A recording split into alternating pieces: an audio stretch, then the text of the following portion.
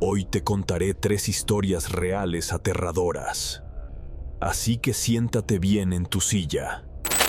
Historia 1. El guardián de plumas.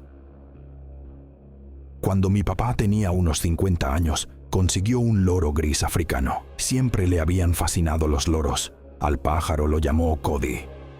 Mi papá le enseñó a Cody un amplio vocabulario y lo entrenó para que realmente entendiera el significado de ciertas palabras como hola, qué onda y algunas otras.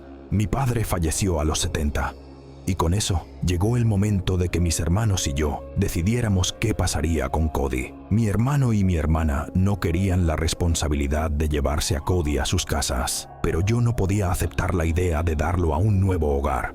Cody era una de mis últimas conexiones con mi papá. En cierto modo, era su mejor amigo, así que decidí que lo llevaría a mi casa. Puse su jaula en el estudio de mi casa. Mi casa no tiene sótano, así que el estudio se considera el nivel más bajo de la residencia. Cody es un ave moderadamente ruidosa.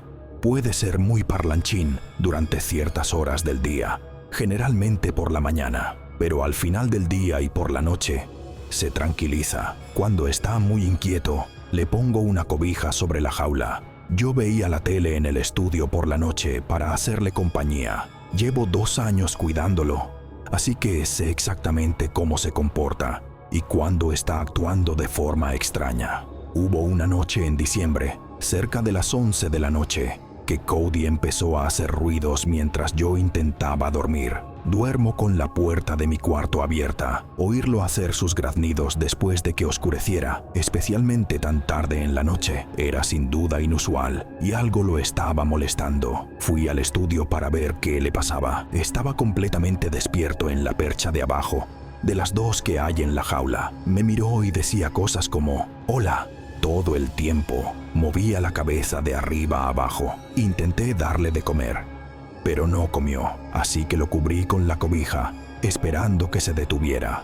Estaba en la cocina cuando me detuve y suspiré, porque seguía haciendo los ruidos y tenía la sensación de que no iba a parar. Como tenía que trabajar al día siguiente, no podía permitirme perder el sueño por su culpa. Realmente no sabía qué hacer. Volví a bajar y lo descubrí. Seguía haciendo su bailecito, moviendo la cabeza y el cuerpo y emitiendo sus sonidos de angustia. No me di cuenta hasta que me pareció oír algo en la despensa, a pocos metros de su jaula. Caminé hacia ella y puse mi mano sobre el interruptor de la luz de la despensa, que estaba afuera de la puerta.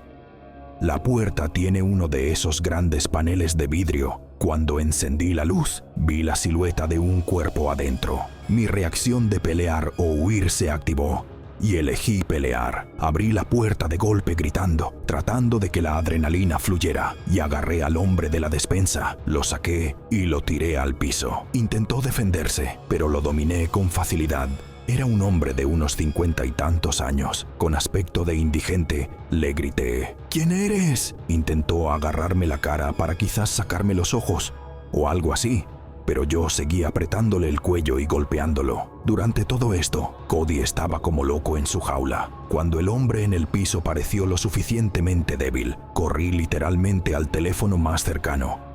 Volví y lo mantuve en el suelo mientras llamaba al 911. Al hombre se lo llevaron a la cárcel, pero no tenía identificación. Era un indigente y no tenía nada a su nombre. Había saqueado mi despensa esa noche y había abierto frascos de crema de cacahuate, cajas de galletas. Si no fuera por el loro de mi papá, no sé qué más se habría llevado o hecho ese hombre en mi casa. Le estoy agradecido a Cody. Y me gusta pensar que una parte de mi papá me está cuidando a través de ese pájaro.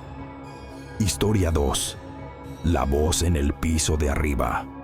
Esta historia sucede cuando estaba en penúltimo año de la preparatoria. Yo era un estudiante bastante involucrado. Tomaba todas las clases difíciles y estaba en varios equipos deportivos de la escuela. Siempre estaba ocupado. Y en parte lo agradecía. Me proporcionaba un escape de un mundo en el que mis padres se habían separado recientemente y mi hermano mayor se acababa de ir a la universidad.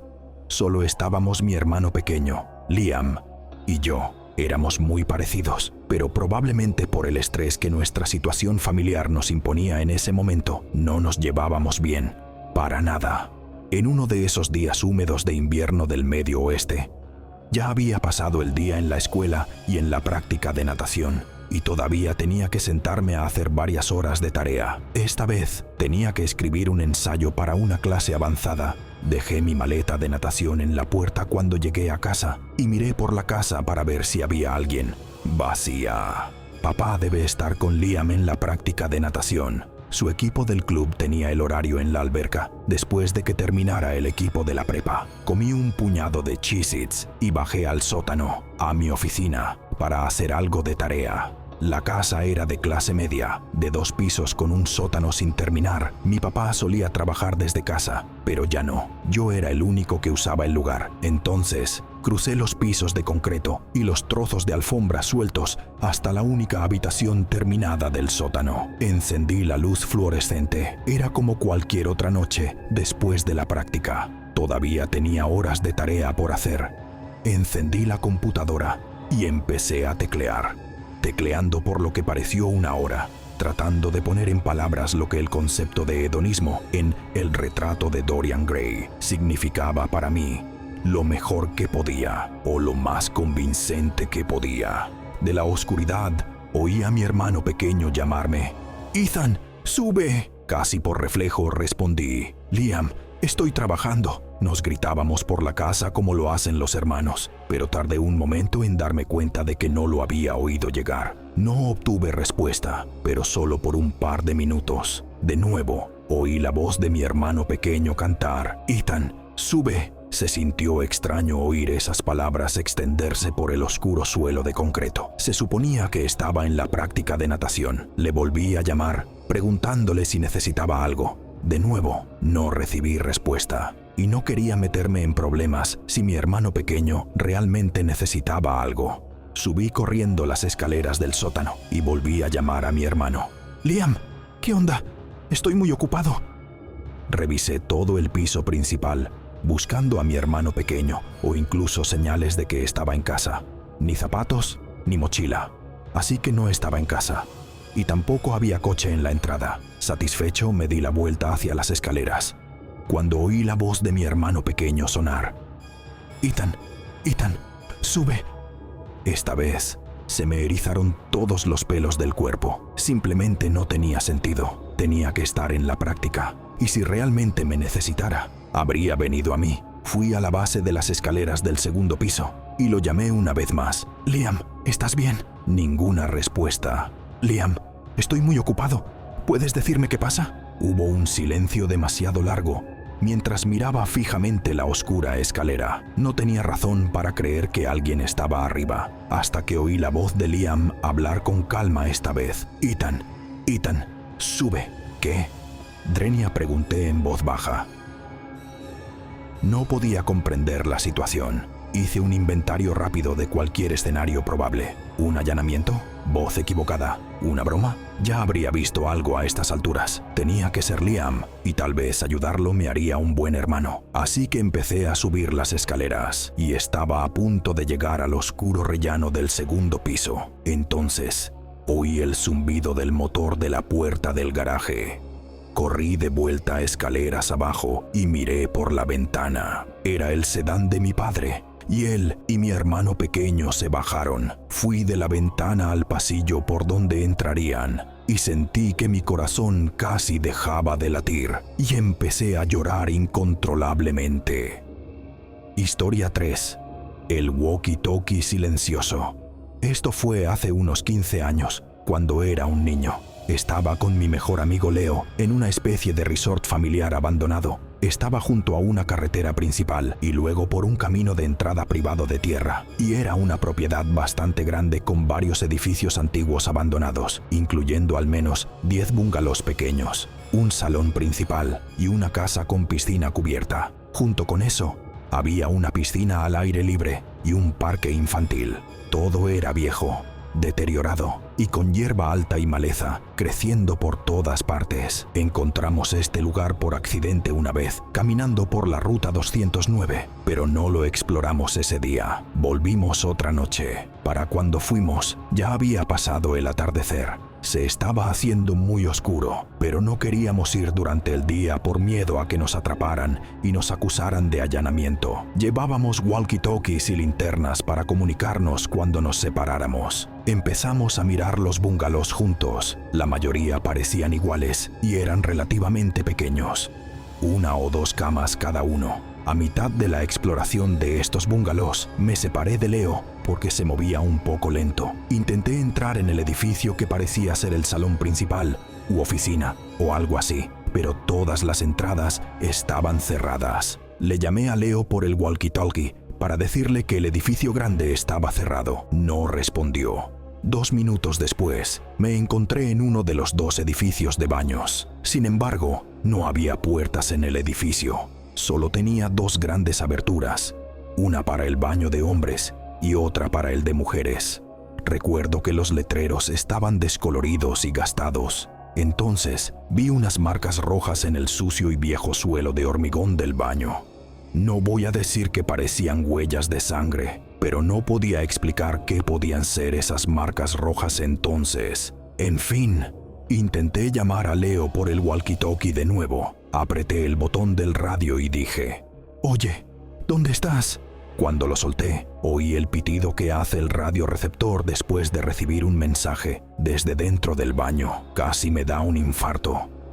Luego pensé que Leo ya debía estar allí, de ahí las huellas que parecían rojas. Lo llamé por su nombre y resonó en el baño. Estaba a punto de entrar al baño, pensando que se estaba escondiendo de mí, haciéndome una broma, cuando oí la voz de Leo llamar desde la distancia, detrás de mí, afuera, en la oscuridad de la noche. Lo oí acercarse. No podía verlo en la oscuridad, pero obviamente vio mi luz, así que le grité de vuelta: «Encontré tu walkie-talkie». Empecé a entrar en el baño, pero entonces él respondió: «No entres ahí». Fue entonces cuando me di la vuelta y salí corriendo de allí. Apreté y solté el botón de hablar muy rápido en mi walkie, haciendo que el pitido sonara de nuevo, y luego empezamos a correr en la dirección de la que veníamos. Regresamos a la ruta 209 y tuvimos que parar a recuperar el aliento. Fue entonces cuando Leo me contó que, dentro de uno de los bungalows a los que entró, intentó llamarme por el walkie-talkie, pero yo no respondía. Oyó un ruido desde la sala de estar del bungalow. Cuando se dio la vuelta, su linterna reveló a una mujer mayor que casi corría hacia él. Dejó caer su walkie-talkie y su linterna y salió corriendo del bungalow. Corrió en la oscuridad y se escondió.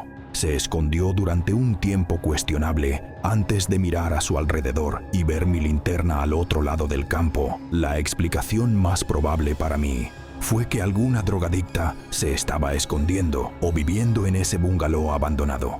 Por alguna razón, se abalanzó sobre Leo y recogió su walkie-talkie. ¿Qué hacía ella en ese baño? ¿Quién sabe?